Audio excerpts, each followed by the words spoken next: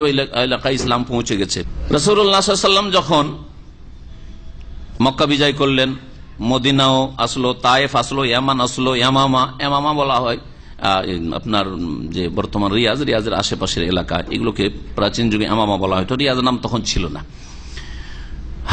হাজার এলাকা বলা হয়তো আপনার আলহাসা এলাকাকে হাজার, বাহরাইনও বলা হয়তো খাইবারের জেহাদ হলো হাজারামৌত হচ্ছে ইয়ামান।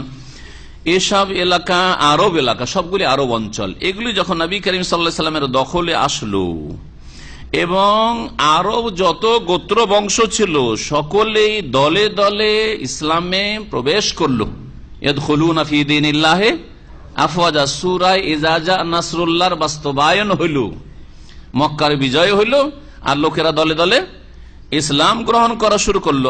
আর কোন বাতিল শক্তি, কুফরি শক্তি আরব উপদ্বীপে মাথা উঠিয়ে নেই, মাথা নত করে আছে। ইসলাম যদি কবুল নাও করে থাকে তাহলে মাথা নত করেছে, আনুগত্য স্বীকার করেছে, জিজিয়ার ওপর সন্ধি করে।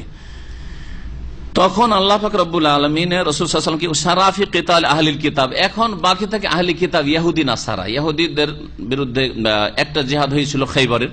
আর তার আগে এখানে যে ইহুদিরা বিশ্বাসঘাতকতা করেছিল, 3টি গোত্র মদিনায় তাদের গাদ্দারি এবং বিশ্বাসঘাতকতার কারণে তাদেরকে এখান থেকে তাড়িয়ে দেওয়া হয়েছিল খাইবারও তাদের বিরুদ্ধে জিহাদ, যখন খাইবার থেকে তারা বদমাশি করত।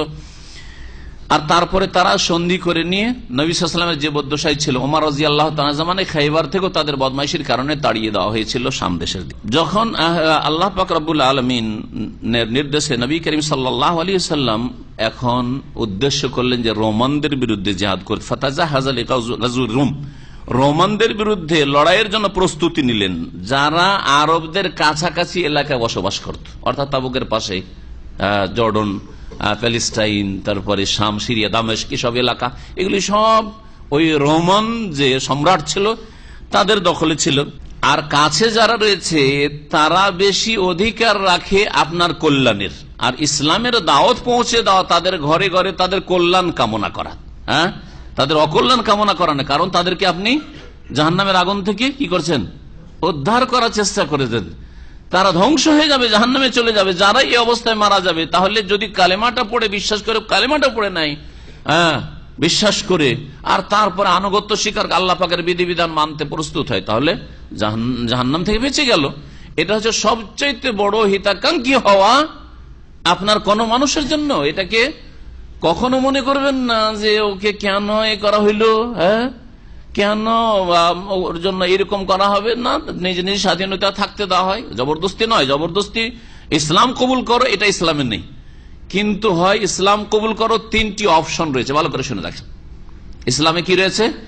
3টি চয়েস, 3টার মধ্যে একটা চয়েস করতে হবে। হয় ইসলাম কবুল করো, আসলেম তাসলাম, ইসলাম গ্রহণ করো, সহি সালামত থাকো, নিরাপদ থাকো, কোনো দ্বন্দ্ব নেই তোমাদের সাথে, নিরাপত্তা পাবে। যেমন আগে যারা তোমাদের চাইতে প্রবীণ, যারা অগ্রগামী, তারা যেমন নিরাপত্তা পেয়েছে। আর ইসলাম যদি কবুল না করো তাহলে কি করো? সন্ধি করো।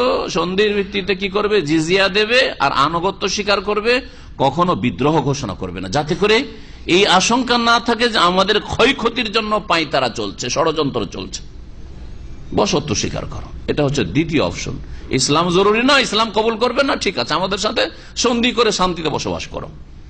3 নম্বর, যদি বলো যে না ইসলামও কবুল করব না আর জিজিয়া দিয়ে আমরা আনুগত্য স্বীকার করব না, সন্ধিতেও আসবো না, তাহলে তখন লড়াই, তখন কাতিলুল্লাযিনা ইয়ালুনাকুম মিনাল কুফফার, আশেপাশে যেসব কাফের রয়েছে তাদের বিরুদ্ধে সশস্ত্র লড়াই করো, আল্লাহ পাকের হুকুম। তো নবী করিম সাল্লাল্লাহু আলাইহি সাল্লাম কাছের লোকদেরকে এই কল্যাণ পৌঁছাবার চেষ্টা করলেন। নবী সাল্লাল্লাহু আলাইহি সাল্লাম যে কত হিতাকাঙ্ক্ষী ছিলেন, শেষ আয়াত যে রয়েছে তাতে আসছে, শেষ আয়াতের আগের আয়াতটি, এর উদাহরণ সহিহ বুখারীতে রয়েছে যে তোমাদের উদাহরণ হচ্ছে কীট পতঙ্গের মতো। আগুন কোথাও জ্বললে কীট পতঙ্গগুলি কি করে? ঝাঁপ দেয় জ্বলে যাওয়ার জন্য। ওই রকমই তোমরা জাহান্নামে ঝাঁপ দিচ্ছ, আর তোমরা কোনো মতেই জাহান্নাম থেকে ফিরে আসতে চাও না, আর আমি তোমাদের কোমর ধরে টেনে নিয়ে আসছি, ওয়ান্তুম তাতাকাহামুনা ফি, আর তোমরা লাফ দিয়ে গিয়ে সে আগুনে পড়ছো।